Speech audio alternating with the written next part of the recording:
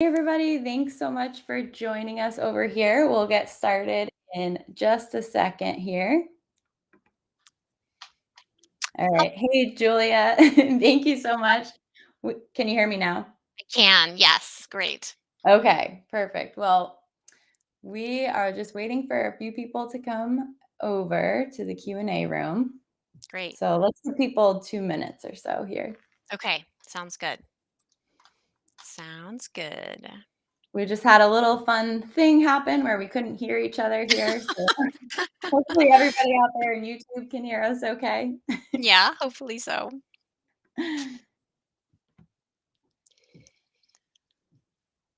Okay, let's see. We're up to 40 people over here in the Q&A. Let me wait till we get to maybe about 60 and then we'll get started. Okay, sounds great. Sounds Um, great. just wanted to remind everybody, if you want to ask questions, you can type them into the YouTube chat here, but you can also use the Slido link, which is shown on the screen. I will put this into the chat as well for you. There's a little poll in there that we would love to have you answer, just to learn a little bit more about how you're deploying models today. Okay, we're up to 70 people in the Q&A room, so I think we can get started and jump in Great. here. Thank you so much, Julia, for the awesome demo and for joining us today. And thank you all for spending time with us. So nice to see so many of you joining.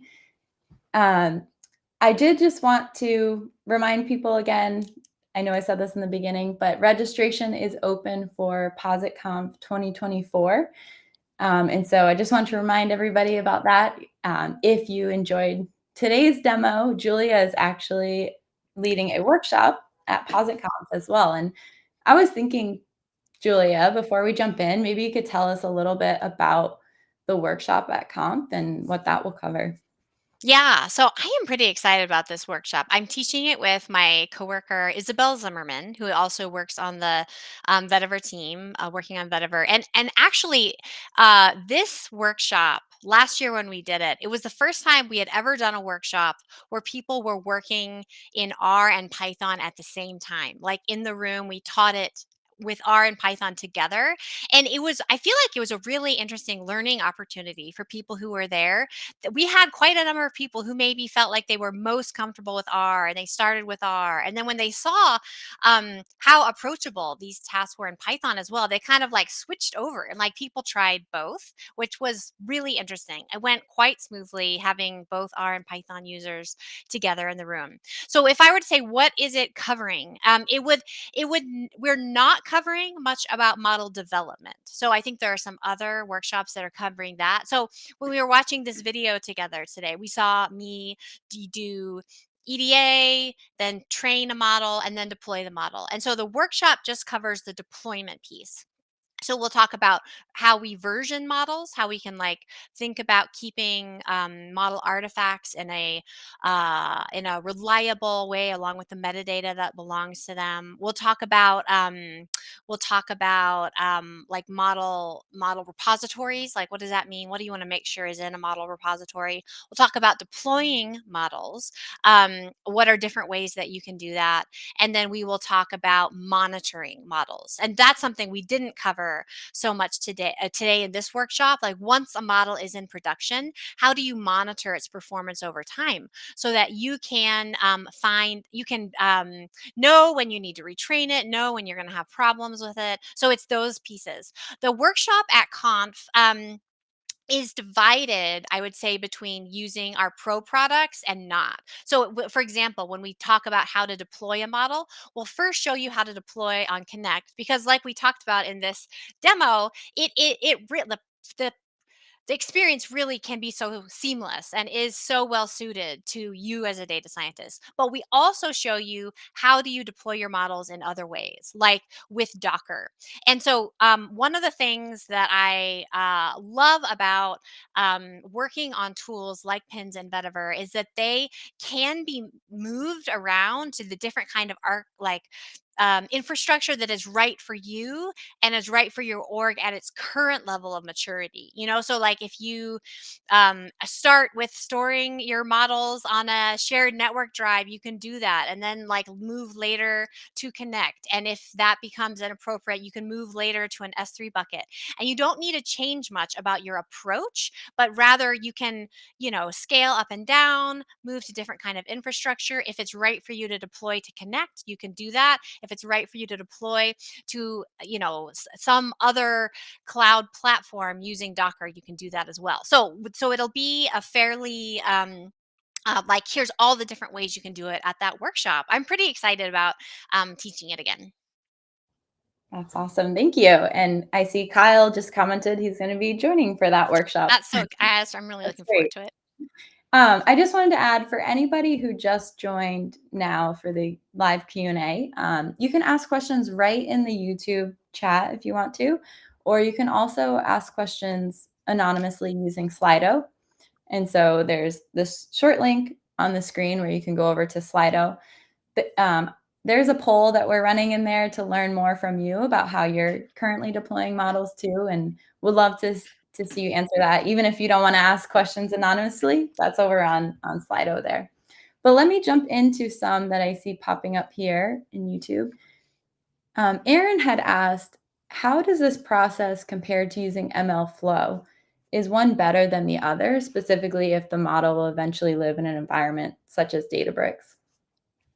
Yeah, this is a great question. So MLflow is a some things that are similar between using Vetiver and using MLflow is that they both provide you ways to version your model, store your model in some kind of like a place where you keep your artifacts together in an organized way, and have ways to deploy models. Some things that are different is that if you are going to deploy or even develop, like work on your model, how you're going to, like, how are you going to go about deploying it? Like, you want to run it locally and debug.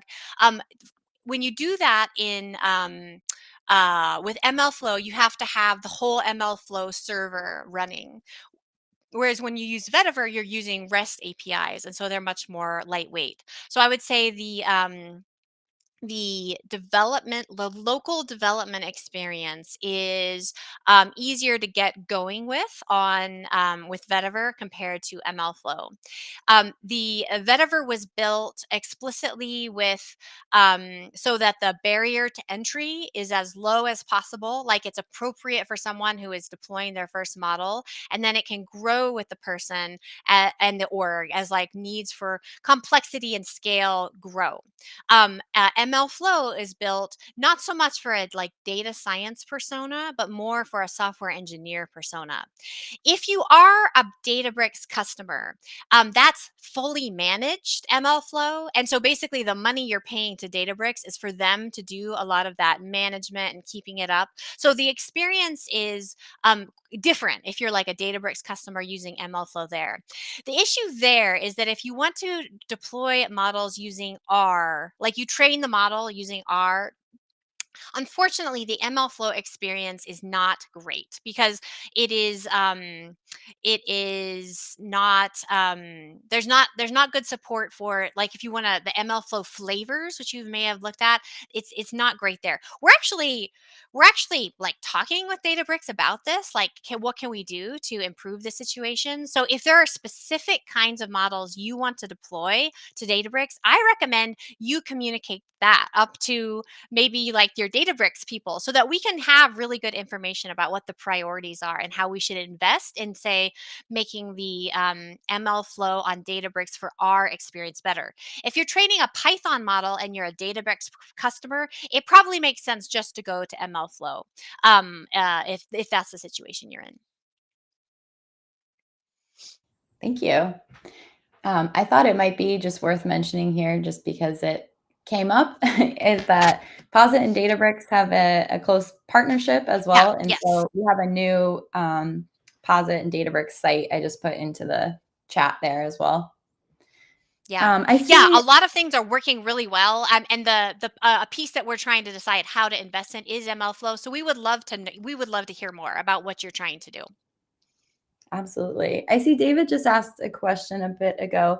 Does Posit Connect allow you to compare metrics between different versions of the models?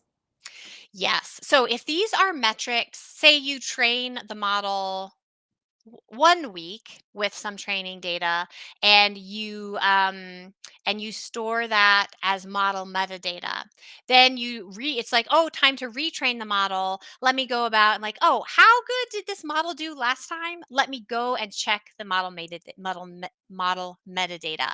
So Connect plus pins provides you an approach and an infrastructure for building a model repository. Like, here are where all my models live, along with the metadata that we need to keep for them.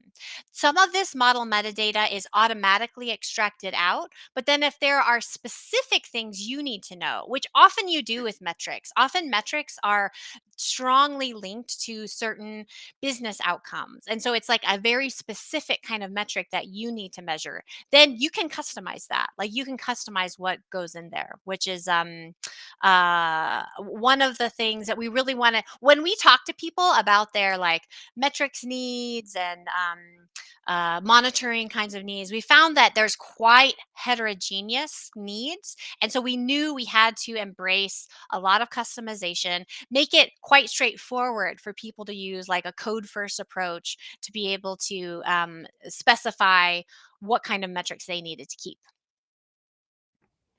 Thank you.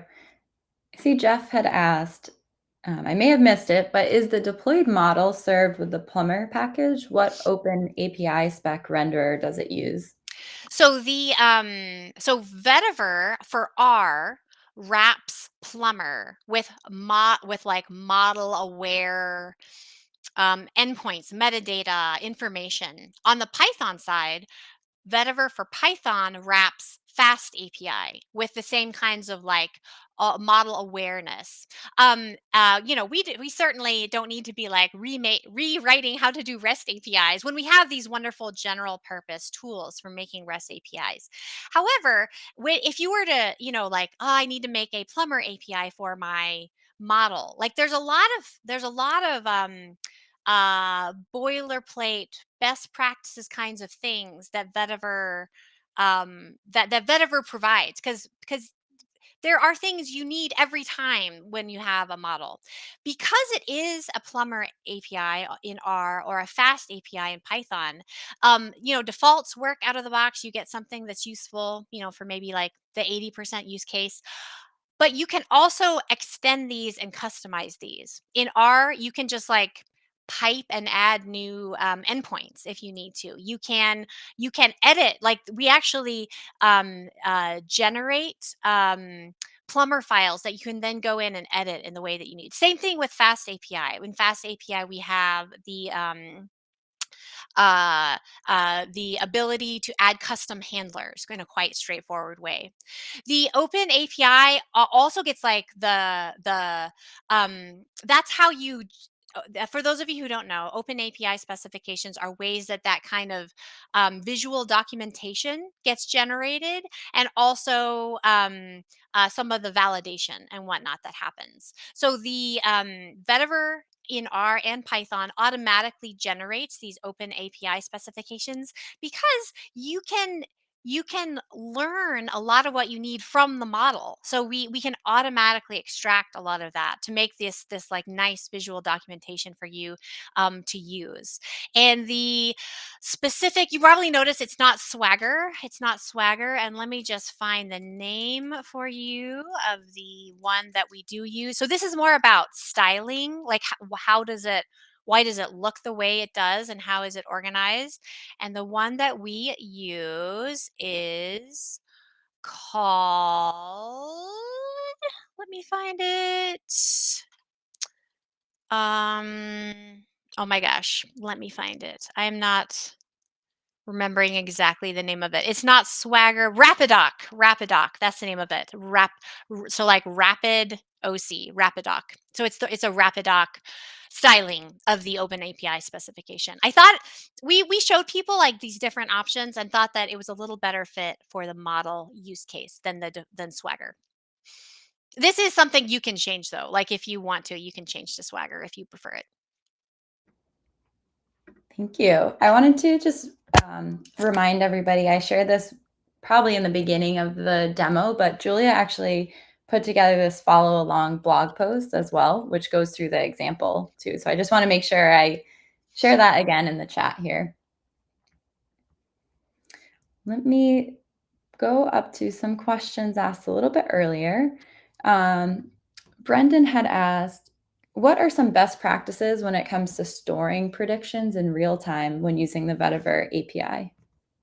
So the predictions that come out are coming out as responses from a REST API. So it's like here it is, and people use these in different ways. Sometimes people do what's called like batch prediction. So maybe they need to, it's time to generate predictions for this day's X, customers or the new orders that came in or whatever. And so you say, take everything that happened in the last day, send it to the API for that whole batch, get predictions, and then they'll come back. And then when I say come back, what do I mean?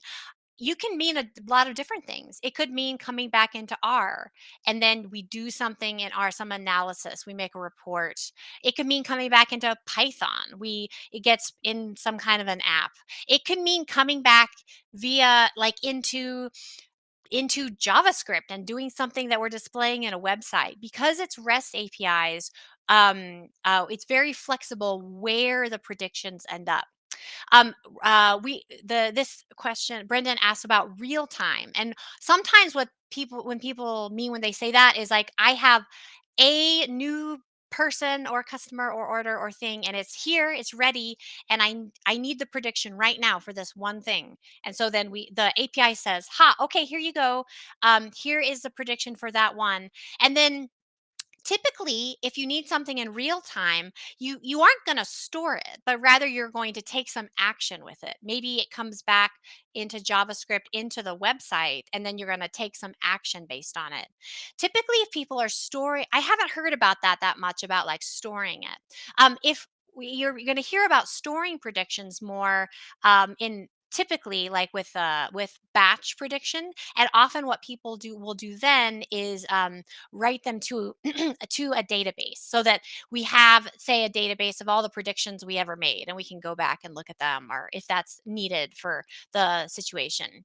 I guess if you had a use case where you did need to store the prediction that you made, maybe for compliance or auditing reasons, like you need to know later what did we do. Typically, you would log that in a database. If you're at the kind of scale where you're making like lots of real time predictions, you will typically want to store that into a database. Since it is API, like a REST API that you're interacting with, you can do this not with, like, if it's part of some larger production system, like you're probably not going to be using R to store from a REST API to a database. Like there's lots of very performant scalable tools that you can do that with. So those are some of my thoughts on that kind of those kinds of best practices. Thank you. I want to make sure I go and grab some questions over from Slido too. So just a reminder, if you don't want to post in YouTube, you can ask over there on Slido. But somebody had asked guidance on building checkpoints into models to verify if data sources are being populated. I think they discovered later source files were missing and stats were incorrect. This is a pretty common failure mode, is that you, if I'm understanding this question, we deploy a model and it's chugging along and it is going to give predictions, and then something actually changes in our system such that the data coming in has changed in some way. So I have two things I kind of want to point you to about this. The first is that Vetiver has some of these checks built in. Vetiver uses what we call an input data prototype. Basically, let me talk about the shape and the characteristics of the input data for the model. Let me record that as metadata as part of the model, and then we will check it whenever we make a prediction and check that what is coming in complies with the input data prototype. This can also be customized. You can actually make stricter checks, or you can turn it off if for some reason that's appropriate to you. So the default is a kind of middle road in terms of strictness of this getting checked. So basically, what happens here is instead of finding out some data was missing and you're just getting wrong answers, instead it errors. So you immediately know, like you immediately know. The other thing that's going on here is that this is kind of a question about model monitoring. And I gave a talk last year at PositConf, like a talk that was called Reliable Maintenance of Machine Learning Models. And it walks through the different kinds of monitoring you can do. So I would say, like, what kind of checkpoints are we talking about? We can have checkpoints about making a prediction that the data complies with what I know the shape of it needs to be. Then there you say here the stats were incorrect. And like that can be a statement about like the distribution of the input data or even like the output predictions that we get. And so in that talk, which I definitely recommend you take a look at if you're like thinking about this thing, we talk about how to build a strategy so that we monitor models over the long run. So in that talk, we talk about monitoring inputs for things like data drift, and then monitoring both inputs and outputs for something like things like concept drift. So I recommend you check that out. I was gonna go try and find the link to it, but you might be able to find it quicker than Yeah. me. I know, I know some people have to drop at the top of the hour, so I did just wanna say here, thank you so much for joining us today, and thank you to anybody watching the recording later as well. As a reminder, we have these workflow demos the last Wednesday of every month. And so if you do want to join us live for the next one, you can add these to your calendar with the link I shared here in the chat. I'll show it on the screen as well. Um, my colleague Isabella is going to lead next month's demo on Cordo dashboards as well. So I just want to give everybody a preview of what's to come next month. But thank you so much. I just wanted to say that before some people have to drop. But Julia, do you have a few more minutes for I questions? do. I Okay. do. Okay, awesome. One other question I see that came in YouTube from Hamed is how easily can we deploy PyTorch models with Vetiver? My own experience in Python is that simpler models are pretty seamless, but I started hitting problems with PyTorch. So PyTorch is one of the models that the types of models that um, the Python Vetiver package supports, and so we expect this to work quite well. We expect it to work quite well. We so far people that we know about using it have had good experiences with it. We certainly are interested in hearing on specific kinds of problems as you run into them, but I would say we expect it to work. Give it a go, and we would love to hear about any problems you run into. Somebody had asked a question a bit earlier about the difference between the paid and unpaid products. And I thought maybe it'd be helpful to just cover where in the Yeah. workflow it was free tools, which is Yeah. paid. Yeah. Yeah. So I bet a lot of you are users of the RStudio IDE, and that is that is not only free but also open source product. Like you can actually see the code that goes into making RStudio the IDE. There's a desktop app that you like download and use that is like free for all use cases, including commercial and all that kind of thing.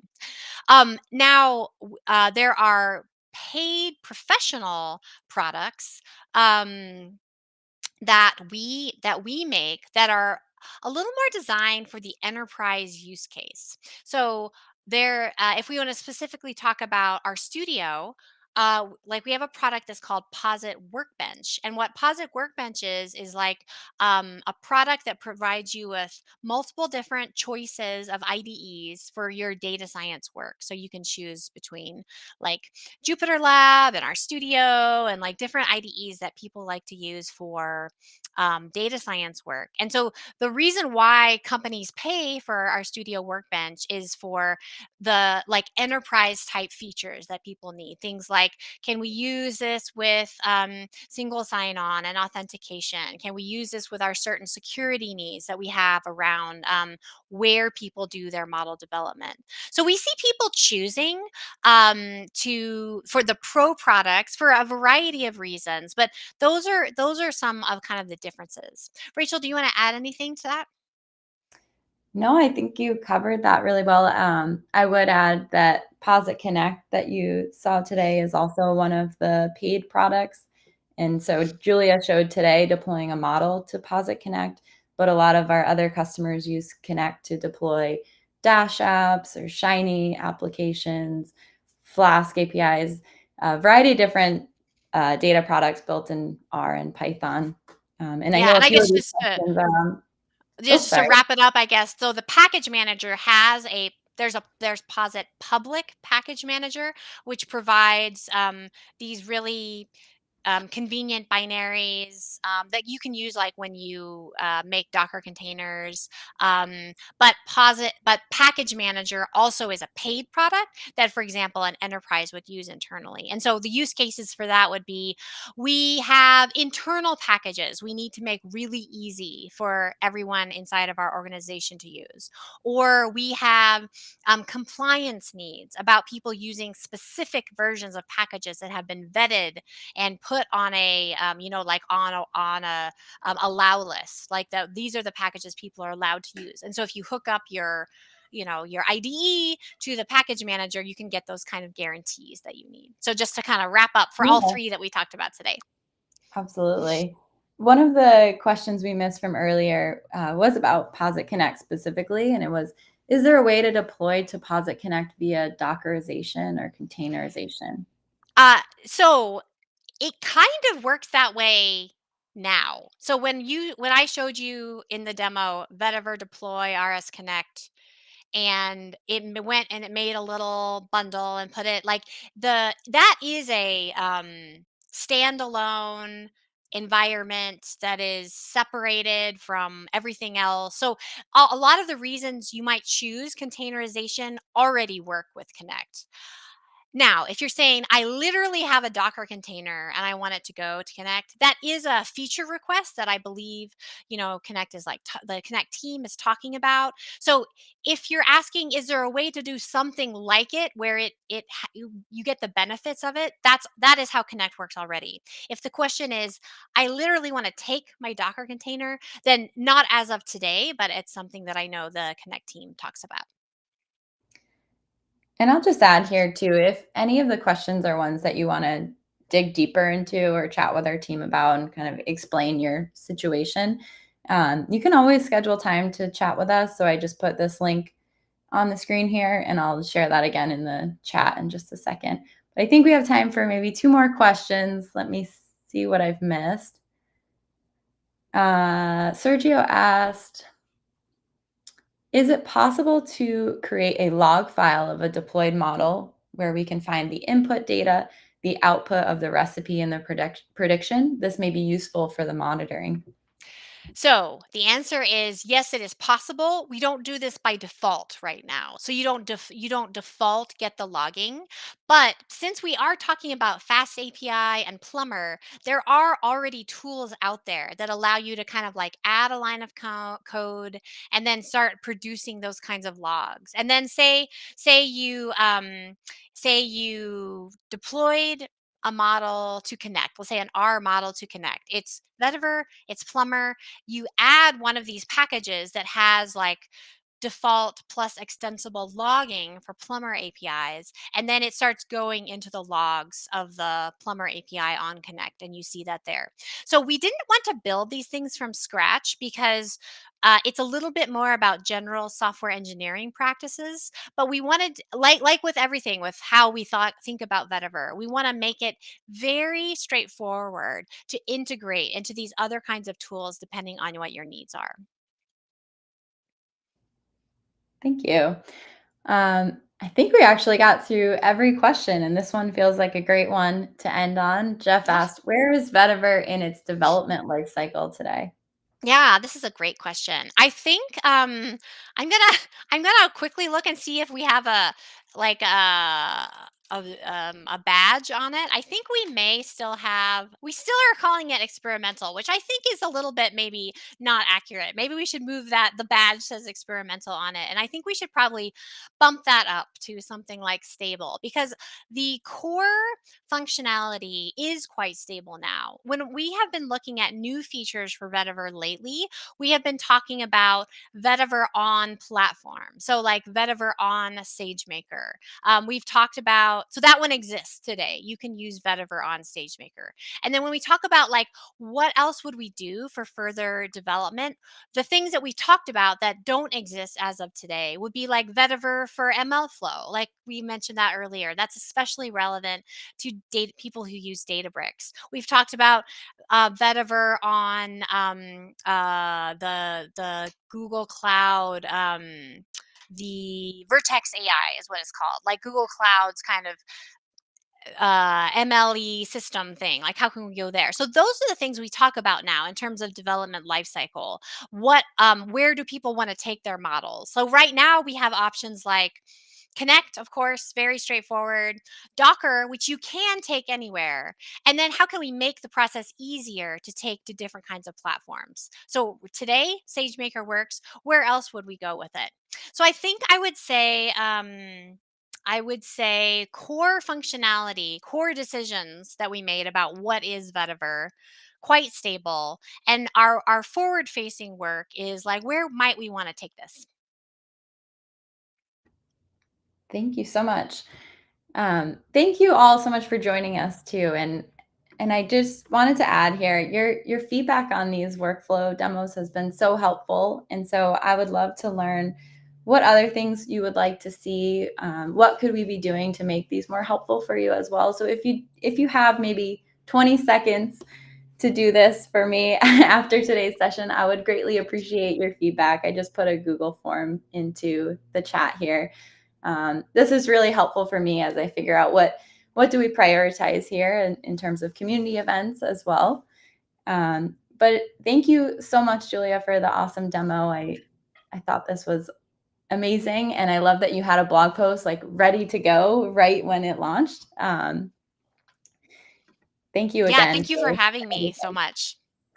I saw somebody's comment in the Slido, so I wanted to echo this as well. Like, Julia, thank you for all that you do to educate Oh, us all in the content that you put out on your own YouTube too. Um, in the workflow demo, I linked to Julia's own personal YouTube there, and I highly recommend that you go check it out. And again, if you want to join us for another one of these, we have them the last Wednesday of every month. And so Isabella is going to be leading one on Cordo dashboards next month. But have a great rest of the day, everybody. Thank you so much.